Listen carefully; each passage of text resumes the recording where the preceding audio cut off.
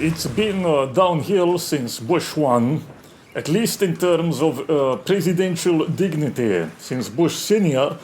is all been downhill, and frankly, also in America's fate, I believe possibly last turning point was 1990s or early 1990s, and Pat Buchanan was America's last chance for some kind of peaceful, healthy resolution.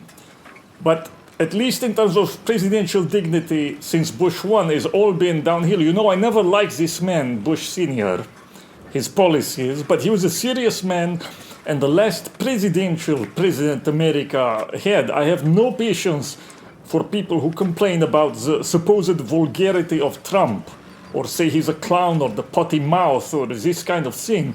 America has had clown presidents since the end of Bush 1, and only a very coarse sense of what's vulgar or not vulgar can make you think Trump is worse than Clinton, for example. Clinton was the first nostril president, okay?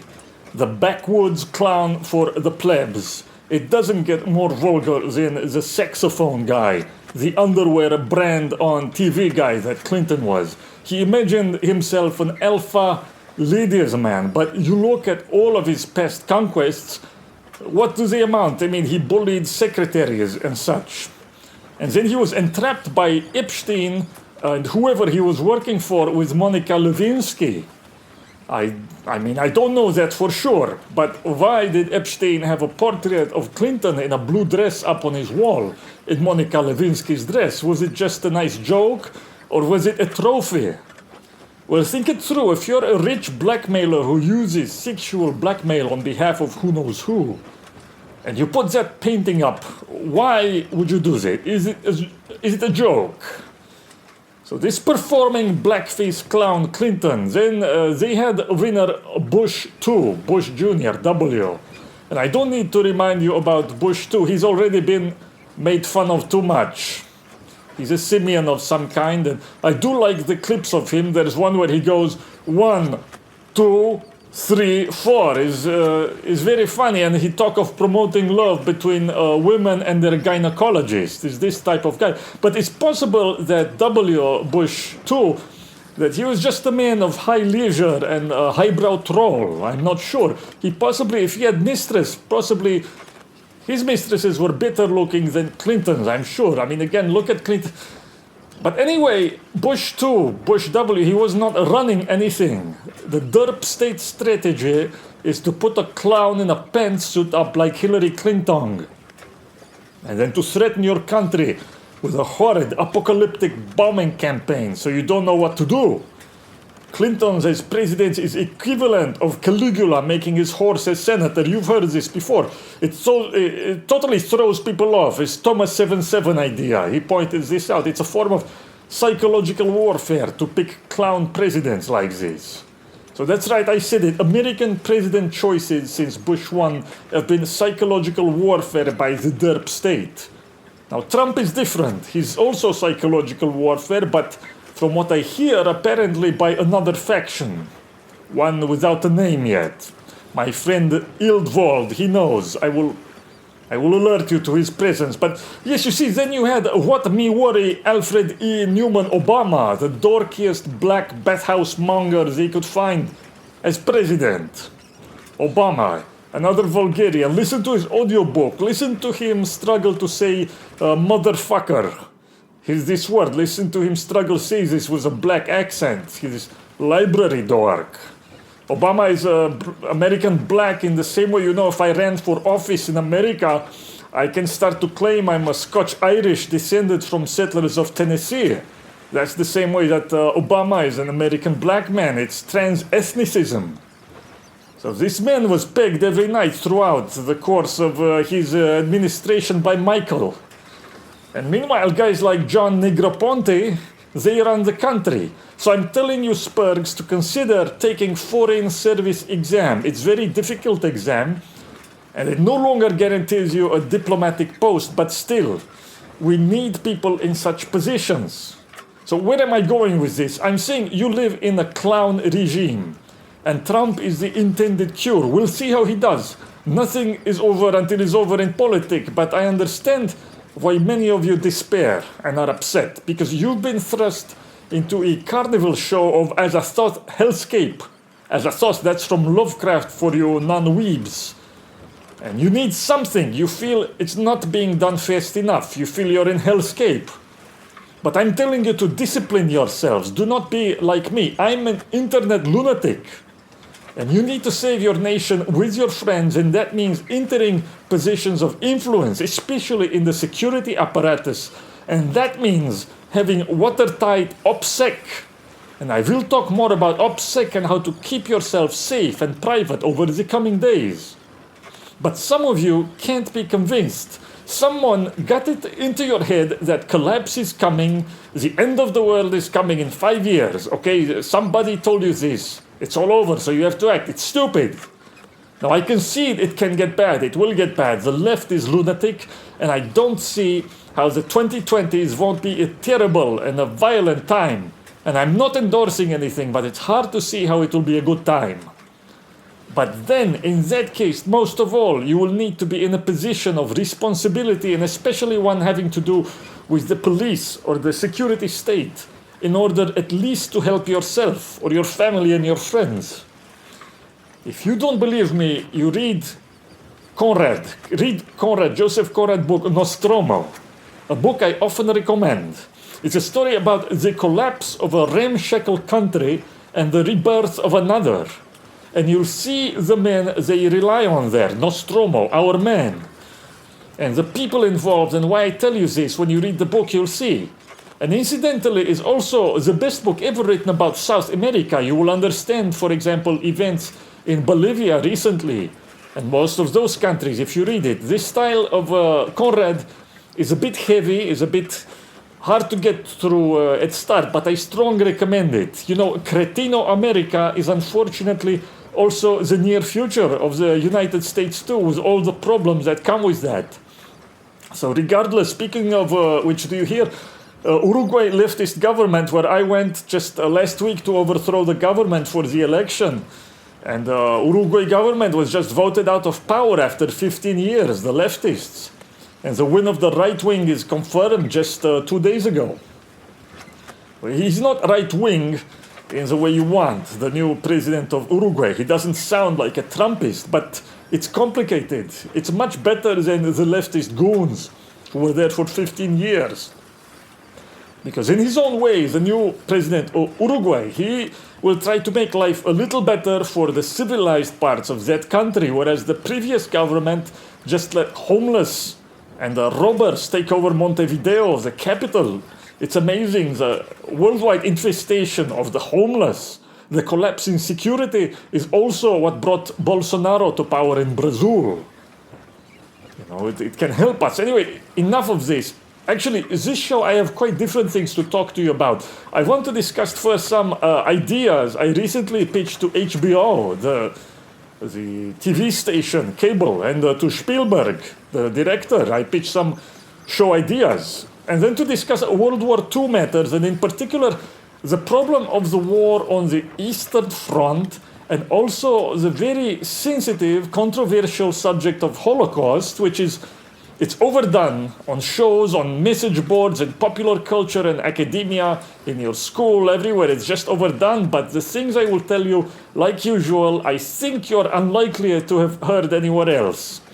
It's very unpleasant subject, very ugly, but I want to introduce you to maybe some highbrow debates on this so you don't get caught up in the midget wars around it. So now I must go to break. I found, by the way, just for a suggestion for snack, I found a kind of caramel milk that you put in coffee now. It's kind of condensed caramel milk. I drink throughout the day in coffee. Show coffee is like caramel with glycine. It's very smooth mind. Smooth mind show.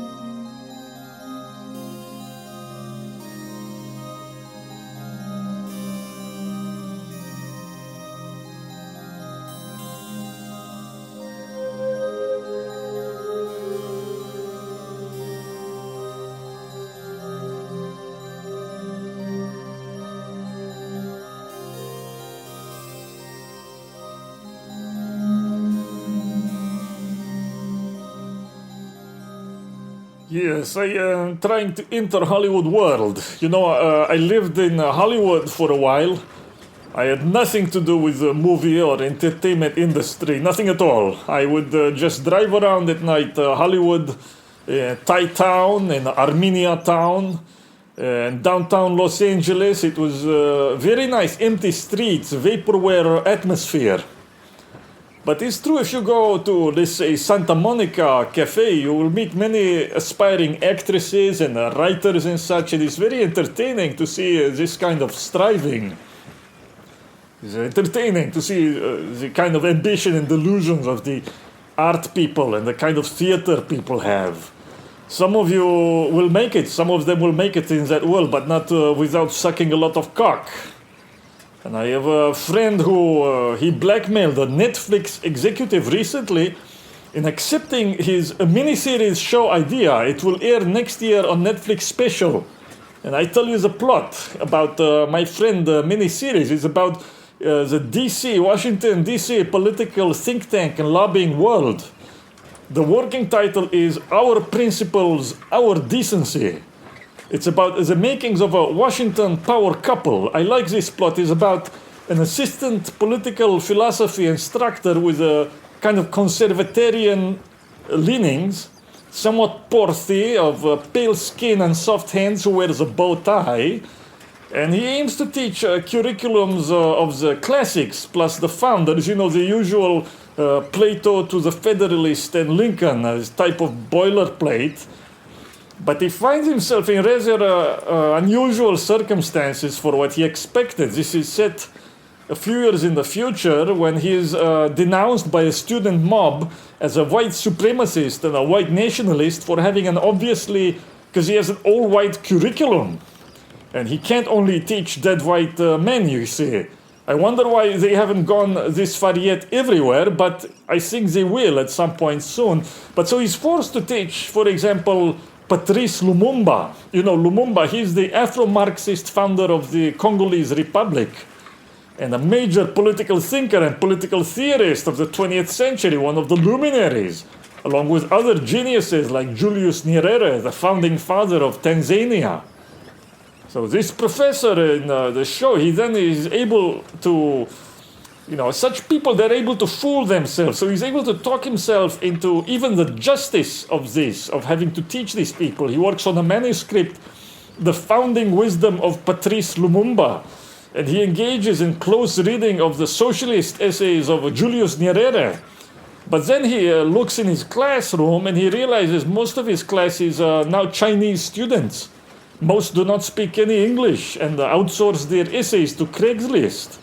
But even so, he continues on this noble task of keeping political prudence and wisdom alive by teaching political philosophy and Lumumba and Nyerere political philosophy Afro-Marxist to Chinese non-English speakers.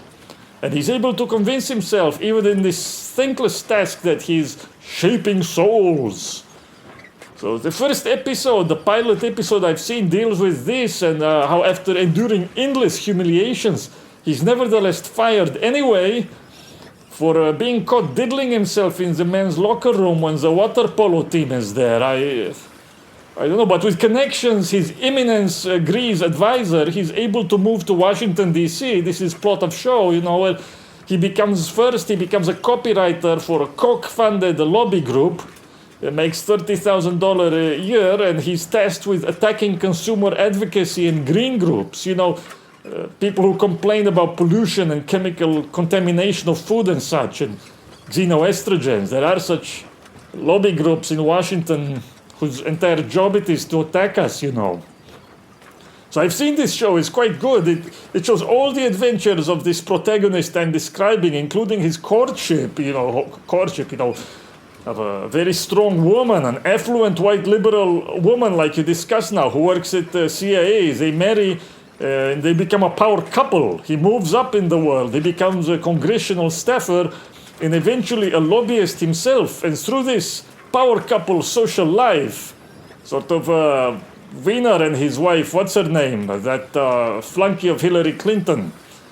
You get a full view of the so-called ruling class, you know. You hear that, the ruling class, the true aristocracy of the beautiful and the good that has congregated in the Mandarin capital of Washington, D.C. The title, yes, Our Principles, Our Decency, to be aired on Netflix next year. I want to see this show. But enough of this. For real, though, I have my own ideas for series, for movies. And I've wanted to make this following one for a while. I think I mentioned to you before, I have movie for a miniseries idea. I was watching Band of Brothers and other Pacific series on HBO, wartime series Band of Brothers, Tom Hanks.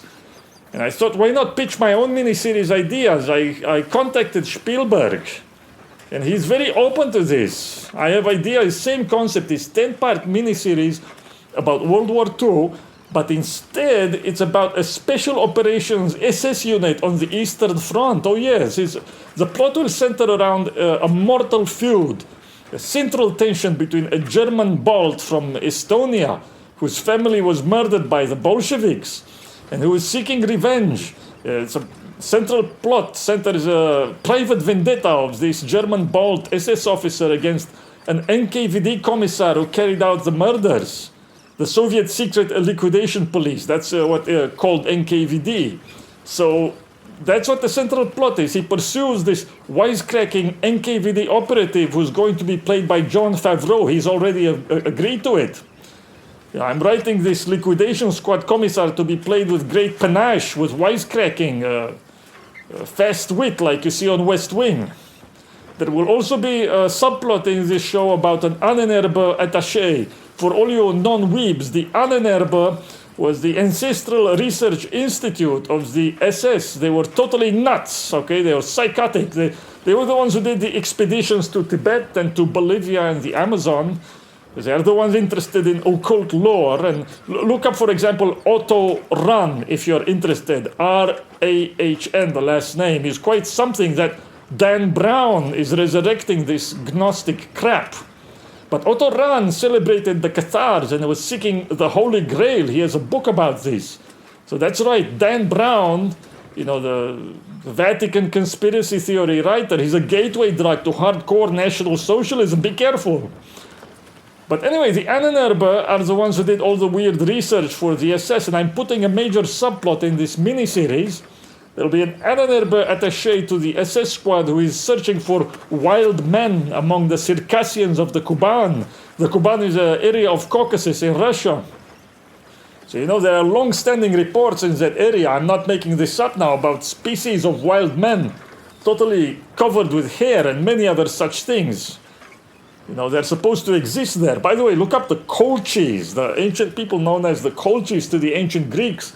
Herodotus talks about them, how they're swarthy. You know, blacks have always lived in Georgia, that country in the Caucasus. Very strange.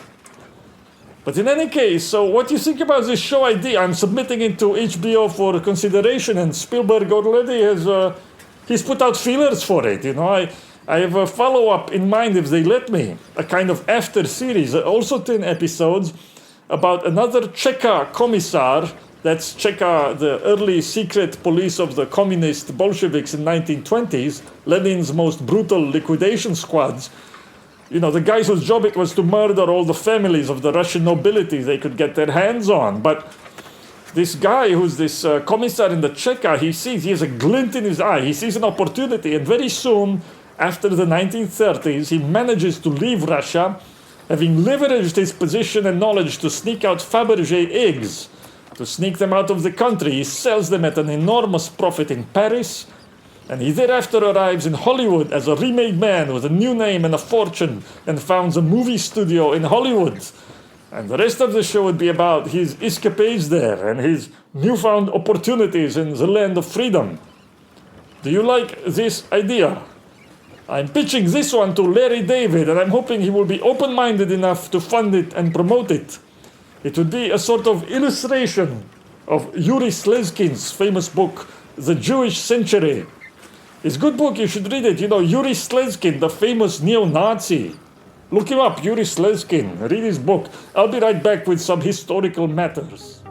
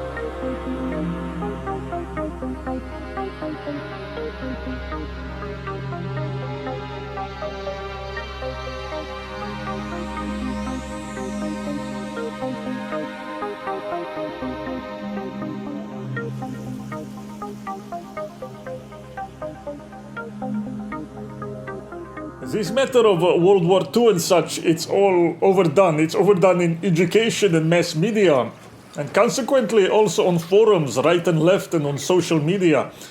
Just endless postings and commentary about this. So anyway, for sure it's interesting time, but let me just get to what you all want me to talk about, the Holocaust, right? Well, here's what I have to say. As an American, you have strong cause to complain about the Holocaust propaganda, but you have to do it right. And by doing it right, you know, when the left or the neocons say do it right, they mean you must lie. Whereas when I say do it right, for people on our side, I mean just tell the truth. And the truth is, it's too much.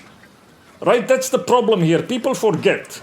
We didn't start it. In other words, it would be one thing if you had some loon like Ernst or guys like that who are actually mentally ill, by the way. But it would be one thing if you just went around denying the Holocaust out of the blue and for no reason, like they're pretending people are doing.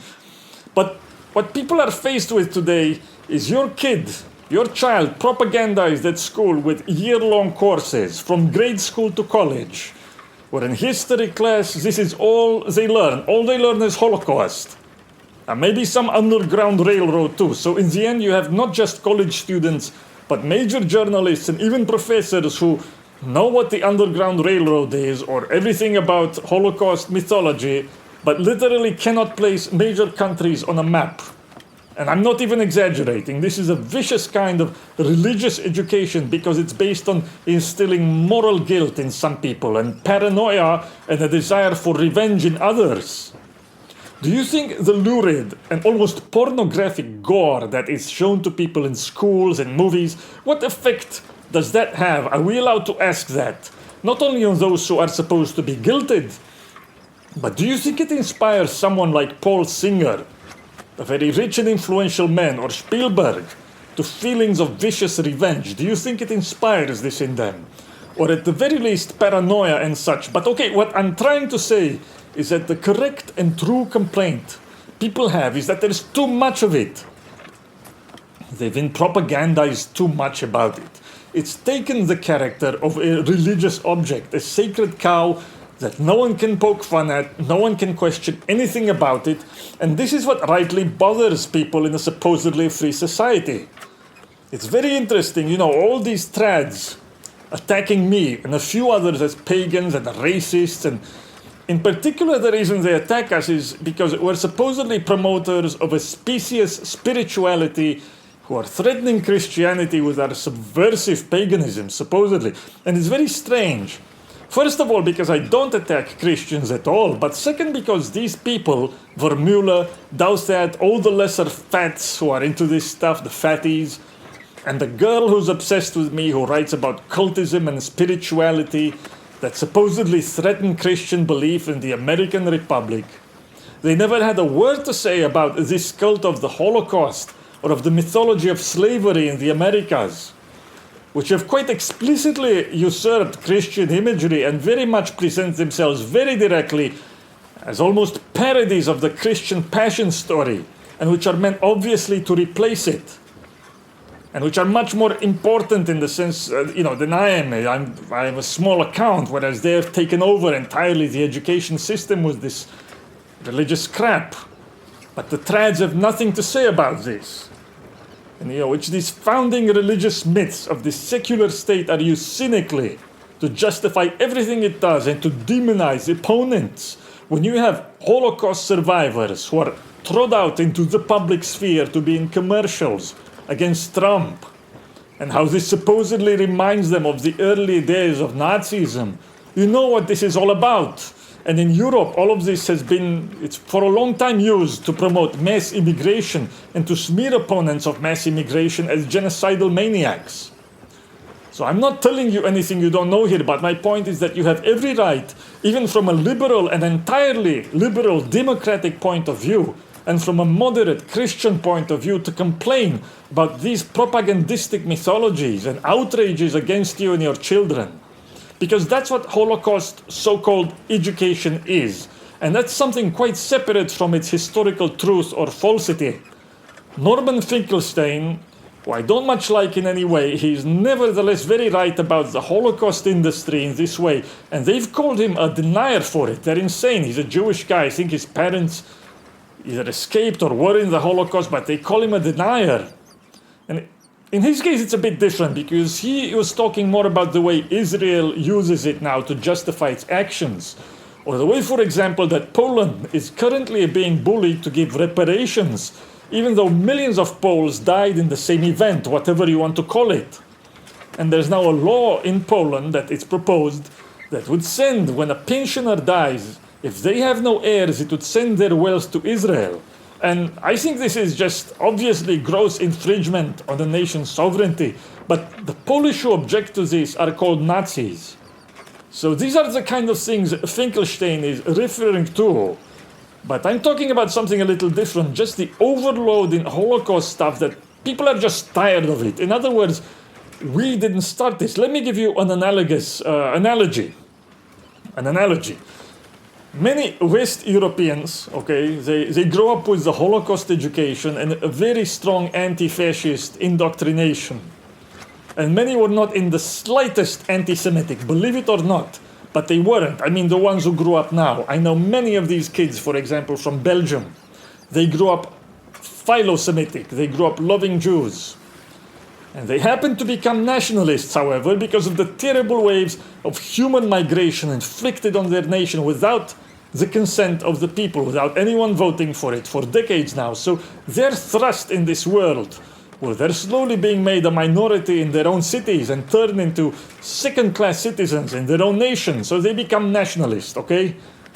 So, as nationalists, actually they strongly support the Jews and strongly supported Israel.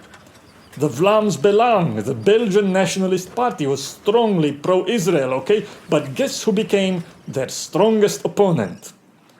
Well, I may do a show just on Belgium at some point in the future, but actually, Israel, together, the Israeli ambassador to Belgium, the Israeli ambassador before to Poland, but in this case to Belgium, together with Jewish organizations in Belgium, became the nationalists' most vicious opponents.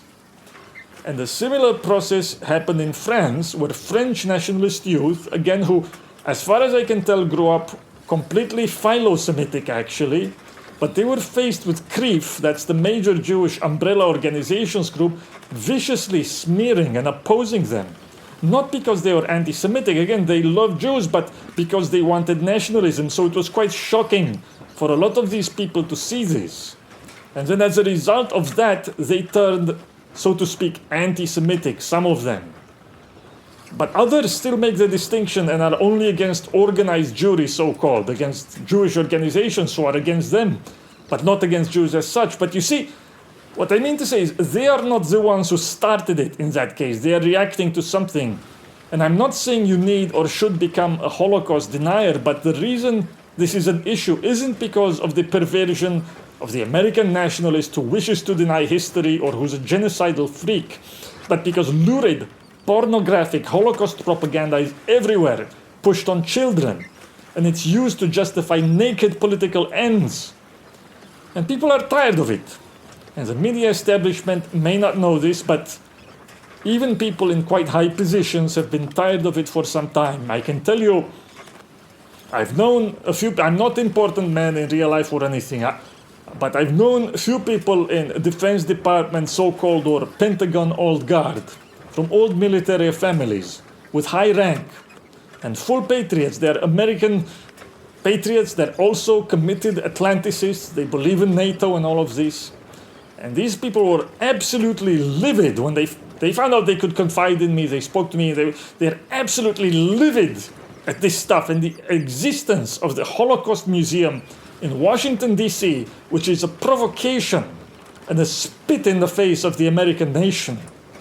No people in the world has done more for the Jews than the Anglo-Americans. And this isn't my opinion, I'm telling you, but many people in parts of the establishment are absolutely livid that after all that was done for the Jews by America, including in World War II, something like the Holocaust Museum should be constructed in Washington, not to speak of the other guilt-tripping propaganda and so forth, but the Holocaust Museum is an insult. And now many copies, of course, exist everywhere. In every bumfuck city has a Holocaust Museum. Do you understand why? Do I have to spell it out for you why they are angry at this? Do you understand why having the Americans build a Holocaust Museum in public, at public expense, is a ritual humiliation, or are you autistic? This has nothing to do with the truth, or not. This has nothing to do with, let me put it, historical facts or not facts. But it has to do with people tired of propaganda, of moralistic propaganda forced on them, tired of teaching moments, of the aggressive hectoring, of the pornography, of the cynical political uses of this. These are all valid complaints, even liberal complaints, even establishment complaints. But that assumes, of course, you're an American patriot. In any case, I will be right back.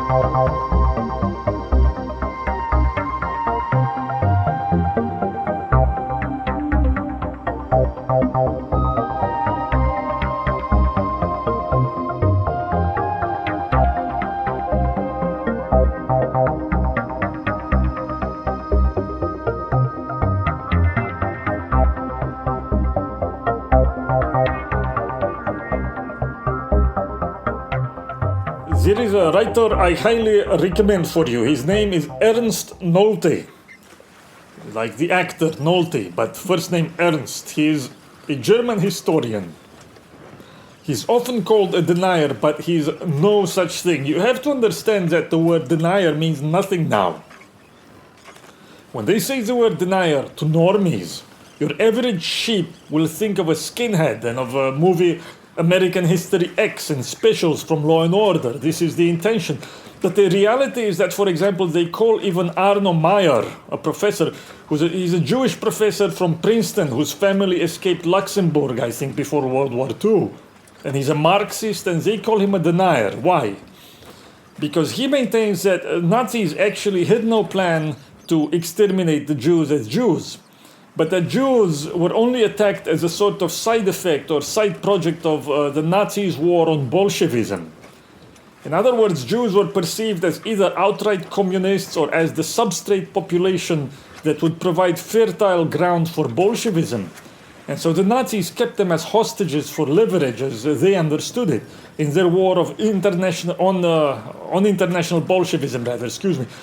And he provides much evidence to this end, Arno Meyer, including, for example, rate of extermination and how this hostage population extermination tracked losses on the Eastern Front. It corresponded, accelerating at times that were bad and so forth. It makes you actually think, would there have been a Holocaust at all, by the way, with the French and the British consuls in Warsaw? If France and England hadn't declared war on Germany, would there have been a Holocaust at all? I don't see how that's possible to maintain from even any mainstream historical perspective. But in any case, you see, they call even Arno Meyer a denier now. So the word has no meaning. If you question any aspect of the Holocaust narrative, you're called a denier. You can admit, for example, that millions of Jews were killed, that they were targeted as Jews, and you will still get called a denier unless you accept the mythological and ahistorical moral framework they've erected around this whole religious teaching. They've criticized other major historians as deniers for focus too much, for example, on the suffering of the Polish people in World War II. That's also denial. For example, if you just point out that millions of Poles died, that's called denial. So the problem here, of course, is the Holocaust is used as the founding myth or the founding religion of the global world order after 1945. And history, being messy and complicated, history can never actually be a good foundation for such a public religion. So no, what comes to be used instead is a mythologized version of that history, which is not to say that it's entirely false, but that it depends on half-truths and half-stories. And I believe this historian, Ernst Nolte, that he provides the full story and he shatters the mythological and religious aspects of this. Because the real issue, this is what I'm trying to tell you in case you're a contrarian spurg like me. Instead of focusing on stuff like wooden doors or crematoria or whether this or that existed and whether it was 3 million or 6 million, these are pointless spurgery questions for the most part. They're just embarrassing. For the most part, now I'm saying, the real question has to do with the historical context of these events. And this is what Ernst Nolte is about. Unfortunately, his book, not always easy to find his book or writings, and I'll see what I can do for you, but The European Civil War is his main book. But I'm not even sure if it's been translated to English. But his main point, if I can summarize, is that the Holocaust can only be understood in the context of the European Civil War, so-called, something 1917 to 1945, that began with the Bolshevik Revolution in Russia and ended with the end of World War II. So this is a history only vaguely known, even by very educated people, but I think it's more correct telling of history than the two world wars with a supposed period of peace in between. In theory, it would also include Spanish Civil War and all the attempts to set up Soviet republics in Central Europe. You know about Russia, yes, but did you know about Hungary also, or about the Bavarian Soviet? In Bavaria and Germany, the Bavarian Soviet that was attempted and all such. And most of all, how many truly understand Russian Civil War prior to establishment of Bolshevism in Russia, or the massive annihilations that were carried out by the Soviets after they came to power. How many understand this? Because this is really Nolte's point, that to tell the story of the Holocaust without telling the story of the Soviet policy of political annihilation is to tell fundamentally a lie. Yes, it's half a story that ends up being a lie. It was the Soviet Union that first carried out the mass killings, the mass political annihilation of entire classes of people as a novel political theory or a political or policy, you could say, action of government. And the Holocaust itself was a response, an overreaction, you could say, to these crimes. Well, take Churchill, for example, you know, the hero of the liberals and the neocons and some others. He wrote an article, I think, in 1920 about Bolshevism. This is Churchill now. To him, it sure looked like a Jewish plot. He says in this article that it looked like the Bolsheviks were pursuing Jewish aims. So I don't know, was he a Nazi too? I don't know. More like he was reflecting the perception in large parts of Europe at the time. Because it was fundamentally true. They left Jewish interests mostly alone, but for example, they wiped out the German Balts, the Baltic Germans, an old competitor ethnic group in the Russian Empire. The German Balts having formed much of its aristocracy and its diplomatic and military elite. Consequently, by the way, many German Balt refugees were early Nazis, but quite aside from them, were very Russified in some cases. There were also very interesting cases of full 100% Russians fighting for the Germans in World War II. Very prominent ones. For example, look up Vlasov, V-L-A-S-O-V, very unusual man who was a Red Army general who defected to the Nazis and ended up running something called the Russian Liberation Army. This is just to the point that it was indeed a European civil war of long running and not just World War I and then peace and World War II. But here's the thing that you must understand about Soviet crimes. They were massive, they were brutal, and they were lurid as well.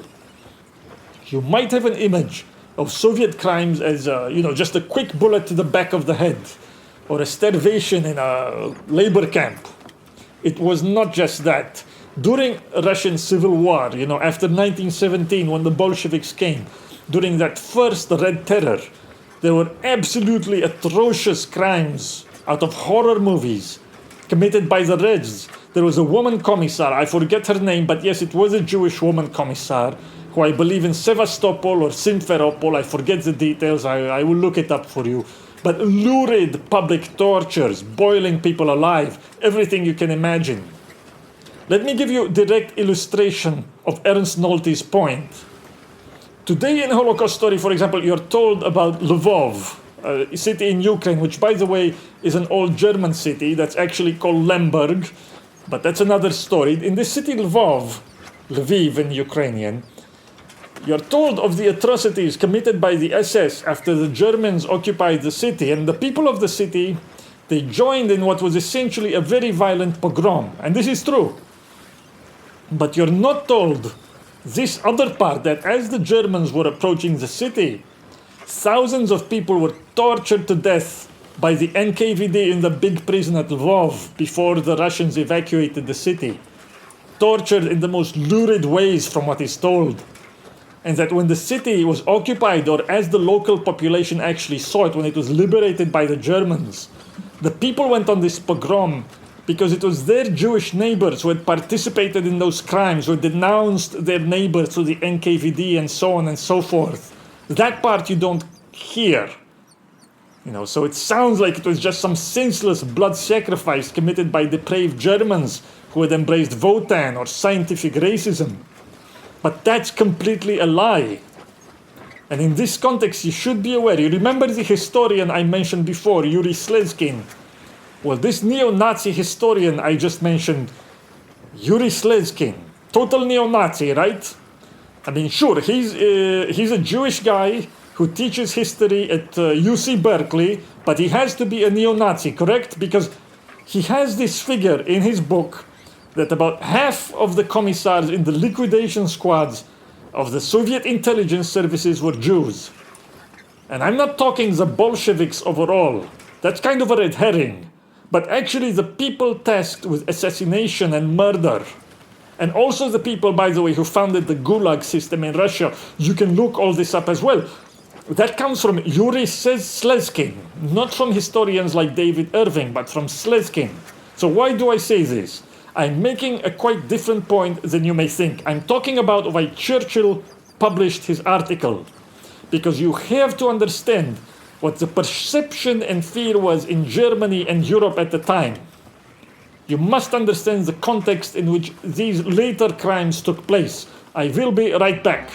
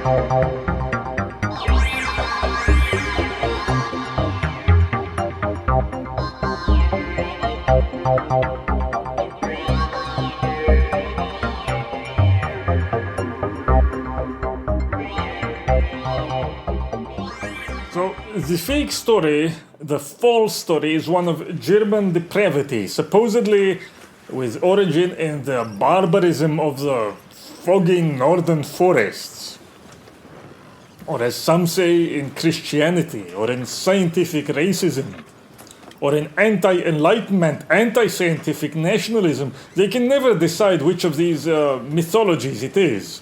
But it makes it impossible to understand what really happened, these mainstream narratives. The real story makes it easier to understand, is not so fantastical. Ernst Nolte's explanation of the Holocaust as an overreaction to Soviet crimes, which are the first annihilations of the 20th century. You know, it doesn't justify the Holocaust as smooth-brains claim, but it does help you understand the truth. Nolte's arguments, however, are much broader than this. He addresses the political conceptual framework that leads to so-called annihilation therapy. It's a kind of technical term, you can look it up, but annihilation therapy as a political tool, again, initiated by the Soviet Union, in which the Soviets, for no personal reason, it's not personal, but they decided to annihilate entire social classes, not because they thought any one individual from them was necessarily a bad person or a personal enemy, but because as a class or population they represented a vector for counter-revolution. So they targeted them for mass annihilation, parts of the bourgeoisie, the nobility, the German balls, etc. So you could see it from a literary point of view. From that point of view, from literary point of view, it's kind of a demoniac way of thinking. It's terrible. You read Dostoevsky's book Demons to understand the precursors to such thinking.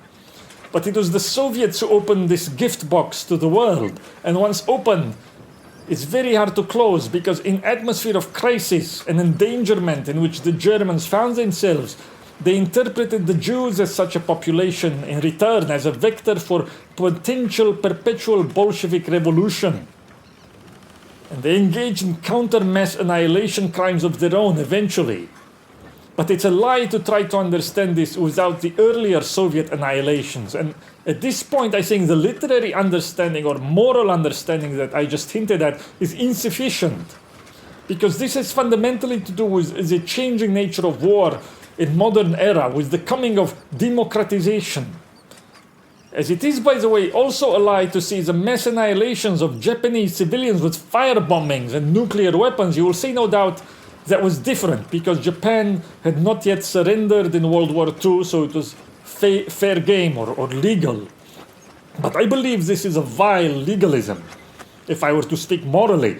But my moral indignation here is directed more at the offense against truth. Because from the point of view of this change in modern warfare and modern politics, the legal or moral justification you're using here to make this distinction, it's quite irrelevant. I find absurd. Wash your hands if you must, but I'm not into washing hands. You know, from Germany's point of view, the system of Judeo-Bolshevism had also not surrendered yet either. And I doubt in any case that treatment of Japanese in America's camps would have been very good at all if the war had started to go bad for America. But it's a vile legalism to insist that such mass killings of civilians and firebombings and nuclear weapons are justified because the enemy nation hasn't surrendered yet. The demand itself, by the way, the demand for unconditional surrender, was unprecedented and barbaric. And in this context, you should know that Agent Orange, the chemical Agent Orange, I think, was first developed at this time to destroy all crops in Japan and to starve them into submission. I mean, millions and millions of people would have died of hunger if they had used that. So I don't know, maybe to you that's morally justified or in some way different than the mass killings the Germans undertook. Or for that matter, you can consider the Allied war crimes at the end of World War II. Yes, there's not just the Soviet crimes against German civilians, millions ethnically cleansed from cities they had built and so on, that's well known. But I'm talking about American soldiers raping, not Germany, but Normandy. Look up Emmett Till's father, raping, big snood, raping in Normandy, a great gift of liberation. Burning your cities and raping your women, but mass rapes in Normandy by American soldiers. Do you know why Italian troops would shoot Moroccans on sight when they invaded with the Americans in World War II? The Italians would absolutely immediately shoot Moroccans and North Africans right away. And that's because the Moroccans would rape everyone and everything. I'm saying they would rape men, women, children, old men, furniture, chairs, and yes, I'm not exaggerating. Please tell this to Nicholas Nassim Taleb. So why am I telling you all this? Is this whataboutism, this word that gets thrown now? There's nothing wrong, by the way, with whataboutism, but I'm telling you this because I suppose I want you to get over the purely moral interpretation of these events, over the moral, religious, and one-sided hysterical way these things are understood, sure, even over the hand-wringing about how all this represents just the horrors of war. Because the fact is that something new was happening in Europe and the world at this time, and this is the reality of total war, where civilian populations become targets as part of democratic warfare. This is war in the age of democracy. Do you like it? It's ugly. It doesn't matter if you like it. This is what it is. And you must study history of total war from an amoral and historical perspective to understand why it is that the mass annihilation of populations is inherent to modern democracy as such and to democratic warfare. It's terrible, but it's true. It's a fact that will remain with us, and that in any case, it describes the nature of war after World War I, whether or not you approve of it. And it is idiotic and a lie to single out one instance of such mass annihilations, that carried out by the Germans against the Jews, as if it's something special that the Germans annihilate civilians, right? They did it all the time. If you were a village on the steppe in Russia occupied by the Germans, if somebody took a pot shot at the Germans, they would wipe out the entire village. There is a Soviet movie about this. You can see it's called Come and See. But in any case, to pretend this is in any way unique, excuse me, the annihilation of the Jews, or that it has some trans-historical significance, and to use this mythology to try to erect a completely mendacious morality after World War II based on the lies of Nuremberg and directed toward the elimination of national sovereignty, it's a lie that's intolerable. And it is the use, actually, of a highly edited and decontextualized history to achieve the arbitrary suppression of certain nations, to get exemptions granted to others, and overall to have a reliance on a truncated understanding of human nature and history that can only be sustained by an unfree media and press. So most of all now, in middle of show, let me say something unpleasant and even brutal. Maybe you will hate me for saying this. But the future will belong to those nations that are willing to kill not millions but hundreds of millions. Or at least to let hundreds of millions die and to look away with indifference. And I'm afraid that China, for example, is quite able to reach this condition, but that the West, and indeed all the rest of the civilized world, has been made unable to do so. And I'm concerned with the survival in the long term of a certain kind of nature that I described in my book. I'm afraid that this moral obsession with genocide, which is a word invented after 1945, I'm afraid that it blinds precisely the nations that can be a vector for the nature I'm talking about. It blinds them to the needs for their own survival.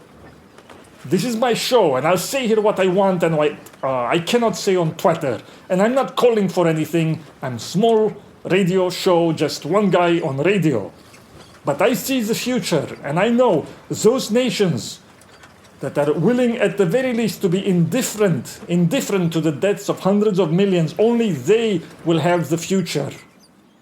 Forget mass breeding wars. Forget 8 babies to a woman and all that imaginings. That's not what the modern world is. It never was, and it's not where it's going. Unfortunate but true.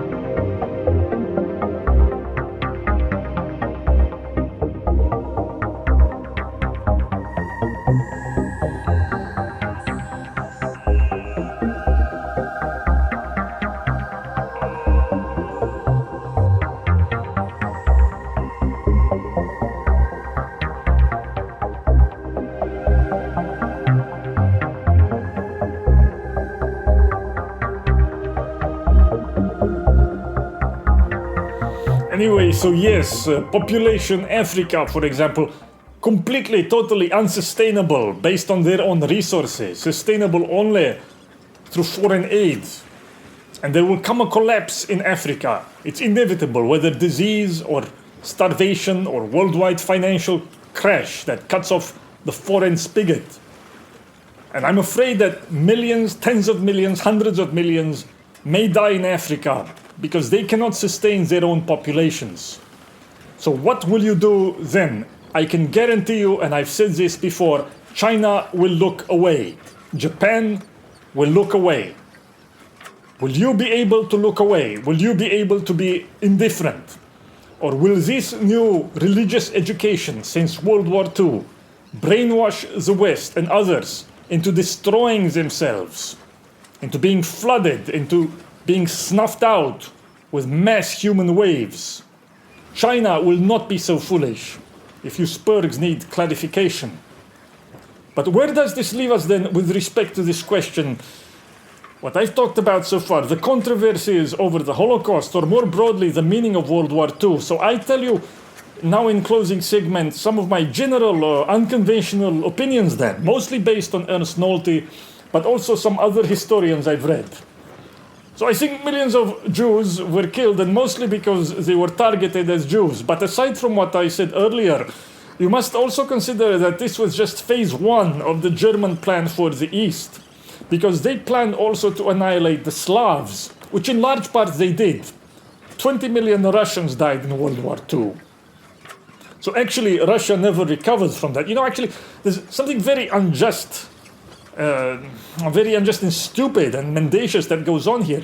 You take the siege of Leningrad, where 1 million people died. The Germans were laying siege to Leningrad, and 1 million people died, starvation and all of this, artillery bombings. And the Jews who died in Leningrad, along with other Russians, they are counted separately as part of the Holocaust. What sense does that make? How are these deaths even counted? I don't know, but I'm telling you, 20 million Russians died in World War II. So the Soviet Union was actually, it was given a mortal wound, but most historians, they don't admit this yet. Some do. I think that's 1 in 7 Russians, by the way, that died in World War II. Entire generation of Russian men was basically gone, so I don't know. Should there be a memorial to them built in Washington, D.C. too? I don't know. Why not? But let's leave the moral aspects of this behind. The German plan, call it whatever slurs you will, but Hitler's plan, murderous as it was basically sound, a sound strategic vision for Germany and Europe in a global world. What do I mean? Look at the map, look at configuration of nations in the already global world of 1900 or so, early 20th century, and after World War I. So now you have beginnings of globalized world for almost the first time. What you see from inside Europe are these super states. Russia, gigantic. America, gigantic. England with its overseas empire. But okay, its hold on that was already quite wobbly. Certainly by 1930s it was very wobbly in India, England, and elsewhere too. So then if you look, even you see beginnings of era of world super states. Russia, America, China, India, enormous continental states, zones of power.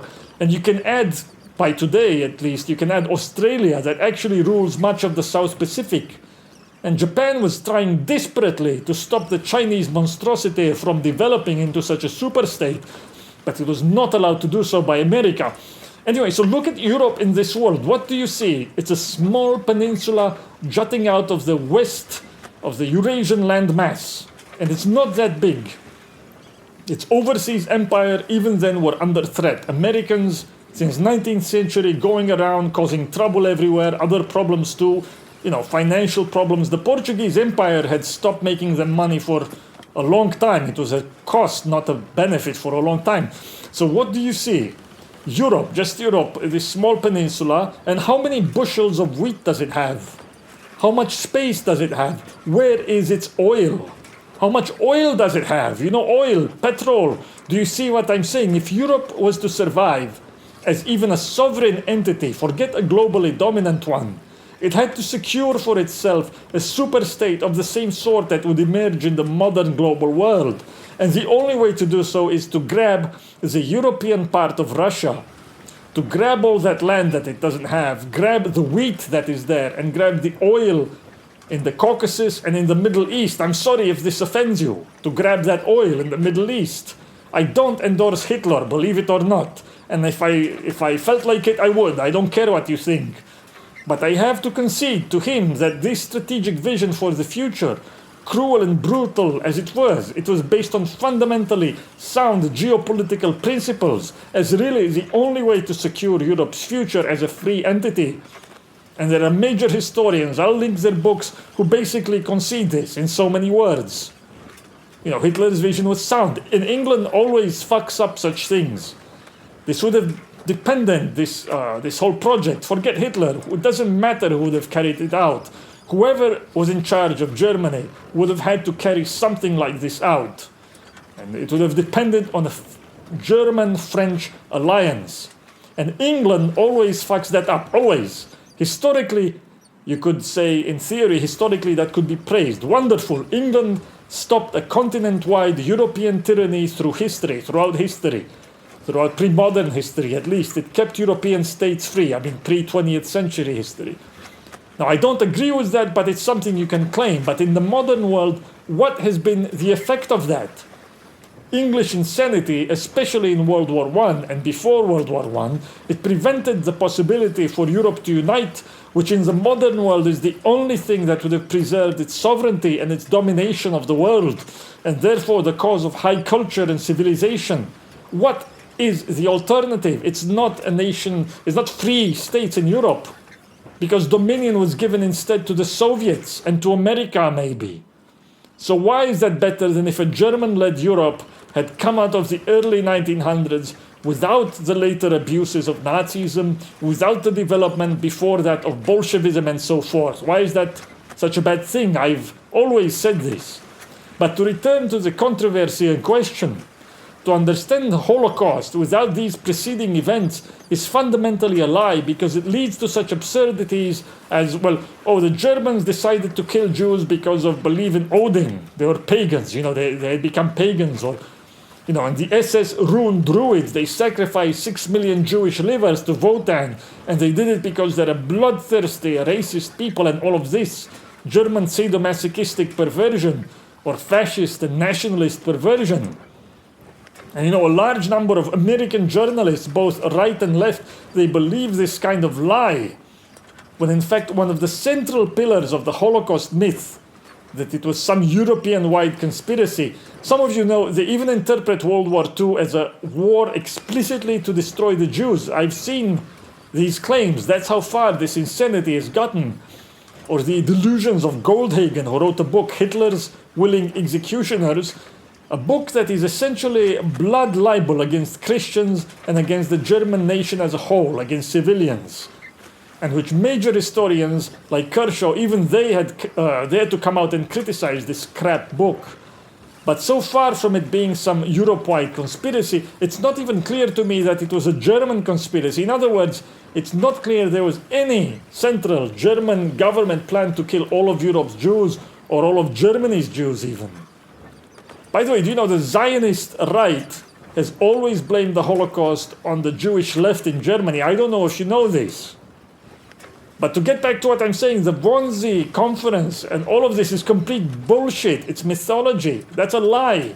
There was no central German policy, even with respect to the Jews, by the way. In some parts of the German-controlled Europe, they were completely killed, and in other parts they survived completely.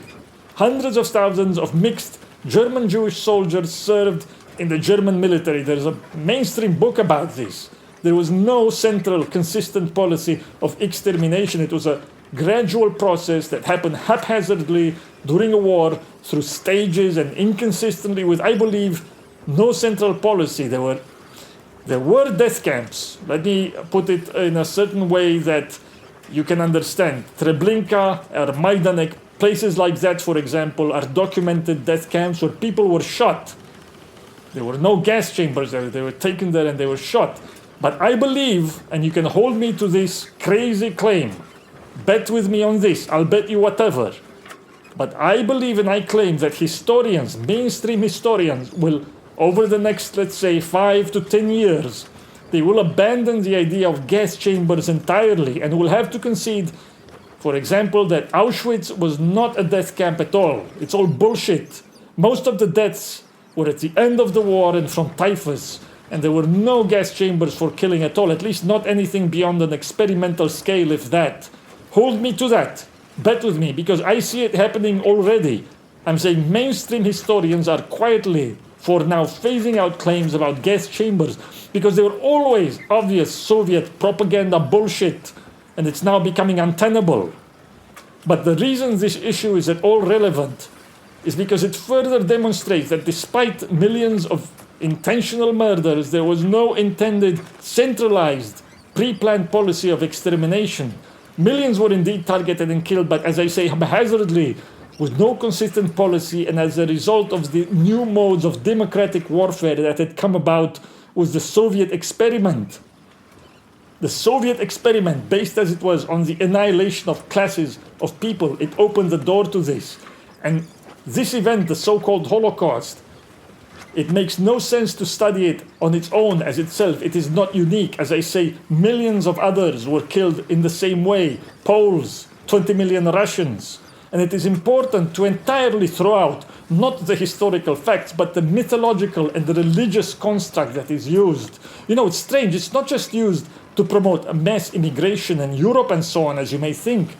But the distortions it has on world politics go far outside that. It distorts the very notion of sovereignty worldwide, so that it promotes a process of decivilization in Africa and Asia as well. And it will lead, I'm afraid, to monstrous events in the 21st century. Fukuyama is a moron, okay?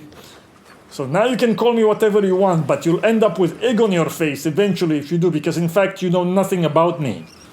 I'm trying to save all you spurgs and normies from the terrible fate, the xenomorph revolution of the 21st century. Xenomorph transfiguration. But more on this another time. BAP out.